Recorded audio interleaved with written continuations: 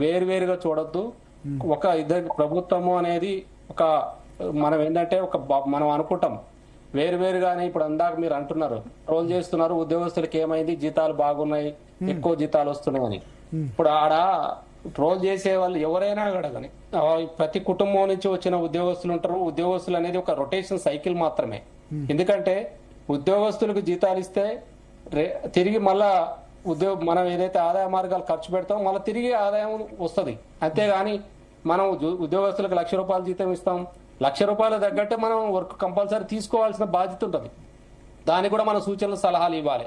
అట్లాంటిది దాదాపుగా 1,50,000 కోట్లు అదనంగా వచ్చే మార్గాలని ప్రభుత్వానికి సూచించడం జరిగింది. త్వరలోనే మంచి నిర్ణయాలు వస్తాయి. మాకు మాక్సిమం ఉంటే ఒక 10,000-15,000 కోట్లే. కానీ కొత్తగా రాబోయే మార్గాలను 1,50,000 కోట్లకి ఆదాయ మార్గాలను సూచించినాం.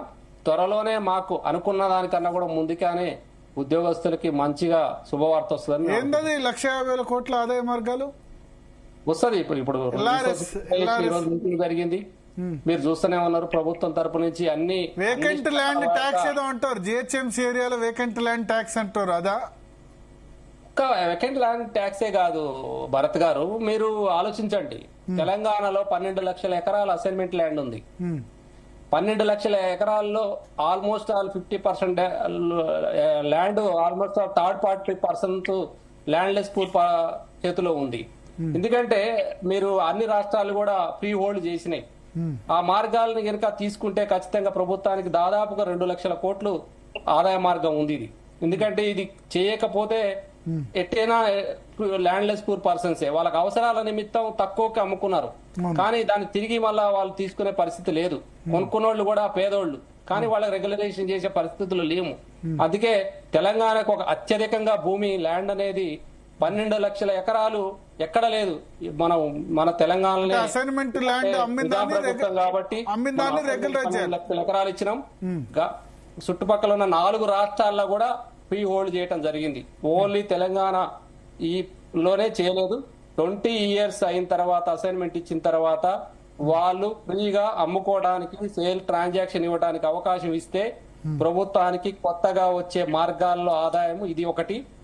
రెండోది కూడా ఇంటిగ్రేటెడ్ హౌసింగ్ స్కీమ్ ని ఎంప్లాయీస్ కి ఇంప్లిమెంటేషన్ చేయమని అడిగినాం. దీని ద్వారా కూడా 50,000 కోట్లు ప్రభుత్వానికి రాబోతున్నాయి.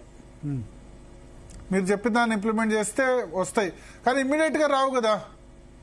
అదే భరత్ గారు, ఇమీడియట్లీ రావు. కానీ ఇదొక ప్రొజెక్షన్ ఇచ్చినప్పుడు నీకు మన ప్రభుత్వం నుంచి ప్రొజెక్షన్ తీసుకొని వెళ్తే ఏ బ్యాంక్ అయినా కూడా మనకు ఆదాయ మార్గాలు ఉన్నప్పుడు లోన్ పుడుతుంది.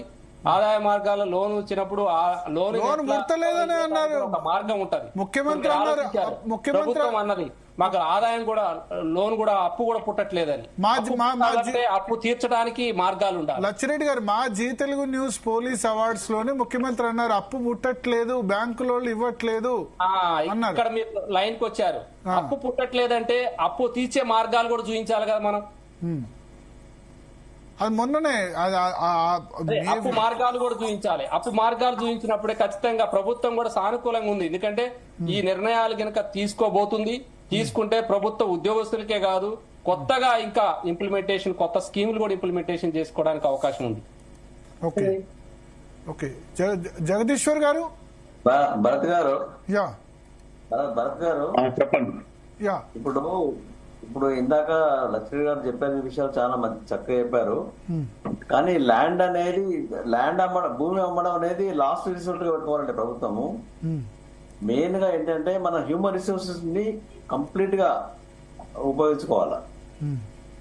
వెరీ సింపుల్ లాజిక్ ఏంటంటే మన బడ్జెట్ రూపొందించేటప్పుడు ఏ రంగాల్లో ఎక్కువ మోతాదులు బడ్జెట్ అలొకేట్ చేస్తే అభివృద్ధి చెందుతుంది, దానివల్ల ఉద్యోగ కల్పన అవుతుంది, దానివల్ల జీవన ప్రమాణం పెరుగుతుంది, ప్రజల ఆర్థిక పరిస్థితి మెరుగుపడుతుంది.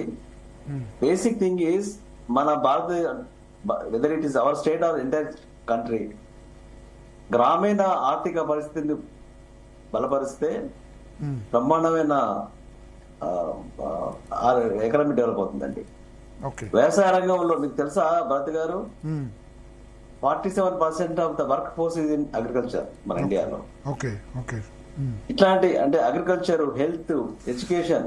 సరే ఇవన్నీ లాంగ్ టర్మ్ అండి. ఇప్పుడు ఉద్యోగుల సమస్యలు తీర్చేవి కాదు. ఎందుకంటే ఇప్పుడు ఉద్యోగులే ఇప్పటికిప్పుడు 8-9 వేల కోట్ల బకాయిలు కావాలి రిటైర్మెంట్ బెనిఫిట్స్ ఇవ్వడానికే. డిఏలు ఇవ్వడానికి ఇప్పుడు డిఏ నెలకి ఎంత భారం పడుతుంది?